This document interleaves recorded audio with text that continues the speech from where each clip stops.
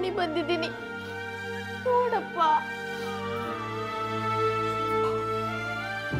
ಬಡಿ, ಅಪ್ಪ ನೋಡ್ತಿದ್ದಾರೆ ಆದ್ರೆ ಮಾತಾಡ್ತಿಲ್ಲ.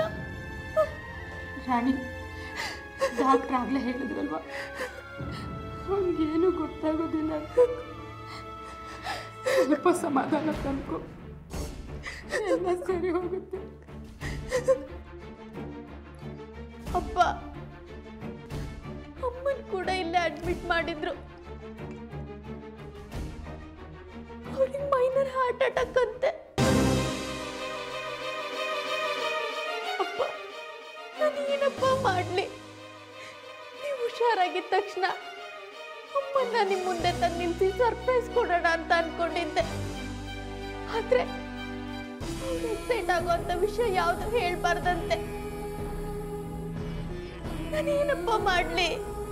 ಏನ್ ಮಾಡ್ಲಿ?